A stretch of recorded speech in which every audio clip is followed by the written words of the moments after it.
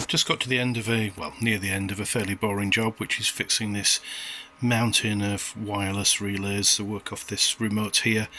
There's one that's a plug-in, and then there were 8 of these, which ones that you wire inside a light or something like that, and every single one had the same very common and fairly tedious fault. This is what they look like inside, and that 220 microfarad 25 volt cap was so far out of spec it was ridiculous. It was barely acting as a capacitor. That's the culprit.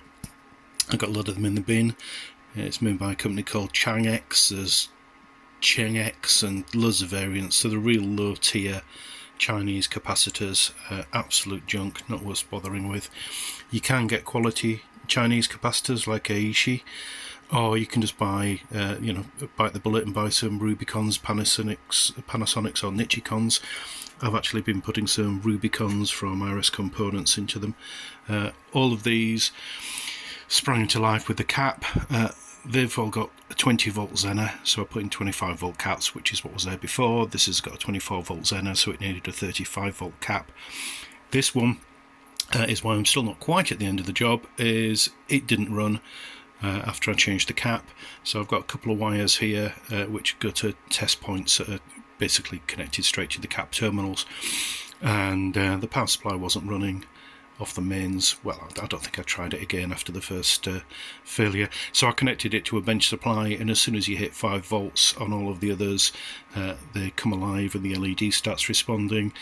This one actually caused the bench supply to go into current limiting mode. So I cranked up the current and got the thermal camera out, and the 20 volt Zener was dead. So I ordered some more. As it happens, I then started poking around a few old circuit boards I had lying around, some of this stuff in the junk box, and I actually found I do have some 20 volt Zeners, but they're not quite the same shape as the old one, and the legs have been cut down, so I'm going to use the new ones when they arrive. And then that'll be all of those fixed, and go back to the owner, who's an electrician. She uses them in her job, and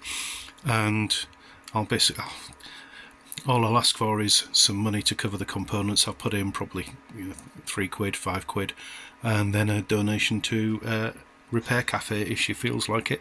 But it's just good to keep the whole lot out of landfill, really. But there is so much gear that is dead just because of these absolute junk, low tier Chinese capacitors. Hi Ed. Don't see what I'm doing? And sometimes you can see them bulging, sometimes you have to use the ESR meter on them, but as soon as you see those junk caps, you know that they're going to need replacing. But it is worth doing this trick with the wires and try and work out what voltage it needs, so you don't go to all the trouble of replacing caps for something that's got some other fault.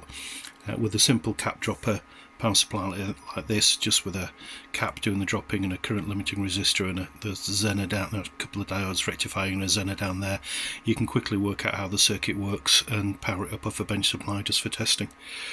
Hope you found that useful.